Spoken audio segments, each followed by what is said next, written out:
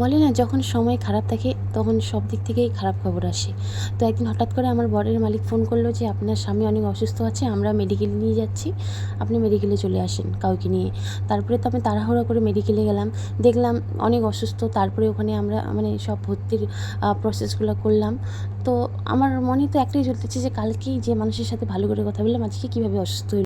তারপর তো সেখানে ডাক্তার অনেক টেস্ট দিল, টেস্ট করার পর বুঝতে পারলো যে বুকে ইনফেকশন হয়েছে, তার থেকে শ্বাসকষ্ট হচ্ছে। তারপরে ওখানে 10-15 দিন কাটানোর পর আবার মেডিকেল থেকে যখন আমরা বাড়ি আসি, তারপরের দিনই আমরা আবার ওখানে বাইরে পালমোনোলজিস্ট দেখাইছিলাম।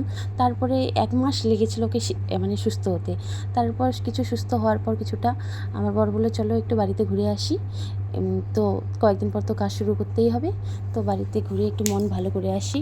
তারপরে আবার কাজ শুরু করলে তো আবার যাওয়া যাবে না। তো আমরা মধ্যবিত্ত মানুষ, কাজ করে খেতে হবে, কাজ না করলে খাবো কি? যতই শরীর খারাপ হোক একটু সুস্থ হলে তো কাজে ফিরতেই হবে। তারপরে তো কথা মতো আমরা চলে গেলাম আমাদের শ্বশুরবাড়ি সুমারুগঞ্জে। তো সুমারুগঞ্জে গিয়ে আমার মানে ছেলে তো গ্রামে গিয়ে তো খুব খুশি, কারণ শহরে তো আমাদের এখানে জায়গা কম, হ্যাঁ বাড়ির উঠোন কম, আর বাড়িতে তো আমার মানে অনেক জায়গা, আশেপাশেও বাগান, চা পাতা বাগান। তারপরে তো ছেলের জেদে মাছ ধরার জন্য একদিন প্ল্যান করলাম। আমাদের বাড়ি থেকে নদীটা একদম সামনে। তো আমার বর বলতেছিল যে চলো মাছ ধরে আসি।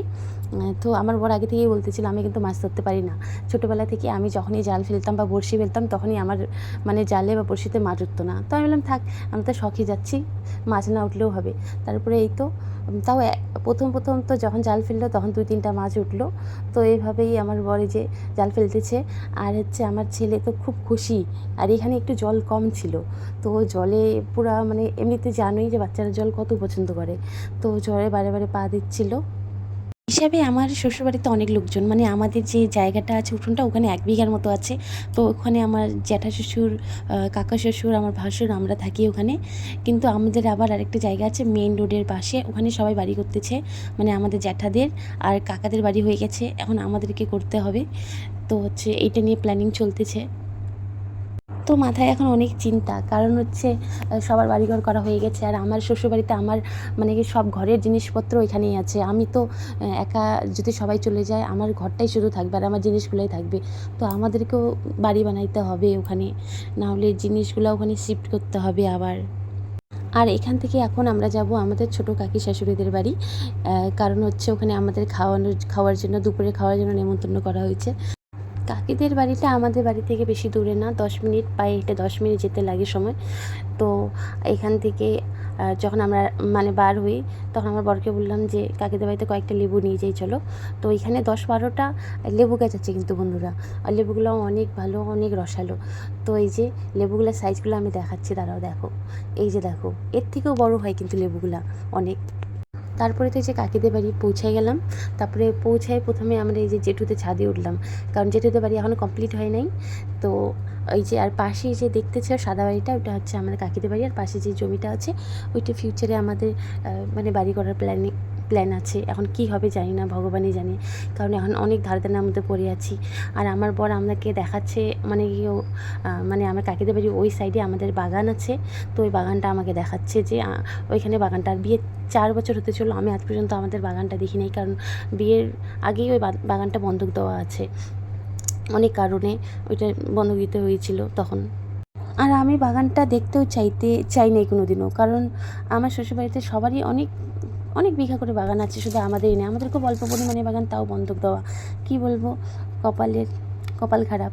তারপরেই তো এখান থেকে আমরা বাড়ি করলাম, বাড়ি থেকে আমরা একটা বিয়ের নেমন্তন্ন আছে, তো আমার যা, আমি, আমার ভাসুর, দেওর সবাই মিলে বিয়েতে গেলাম। বিয়ে ওখান থেকে মানে আধা ঘন্টার রাস্তায় টোটোতে গিয়েছিলাম, অনেক বৃষ্টি ছিল, আষাঢ় মাসের বিয়ে জানোই কত বৃষ্টি আসে।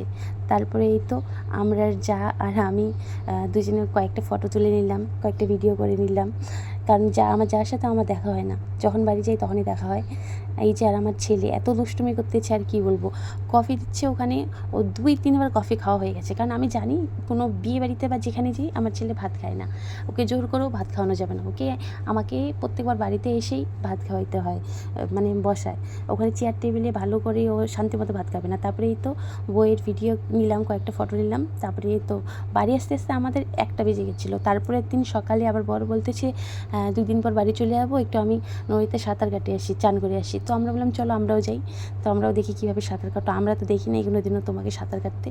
তারপরে এই যে আমার ছেলে দেখতেছি আর বলতেছে মা আমিও যাবো বাবার সাথে চান করতে। ও তো মানে কি জামা টামা খুলে রেডি হচ্ছে যে এখনও লাফ দিবে। তো আমি তো ওকে আটকাই নিলাম কোনো মতে, ওর বাবাও বলে যে আসতে হবে না, আমি তাড়াতাড়ি উপরে আসতেছি। তারপর আমার বর এই যে চান টান সেরে বাড়িতে গিয়ে খাওয়া দাওয়া করে আমরা একটু বেরিয়েছিলাম কাঁচাখালি পঞ্চায়েত অফিসে, কারণ আমার বরের সেখানে কিছু দরকার ছিল, কিছু ডকুমেন্ট বানানোর জন্য। তারপরে সেখানে তো কিছু ভিডিও নিতে পারি নাই। তারপরে এই তো রাস্তায় কয়েকটা ফটো তুলে নিলাম আসার পথে। তো বাই বন্ধুরা, দেখা হবে নেক্সট একটি ব্লগে। Bye bye.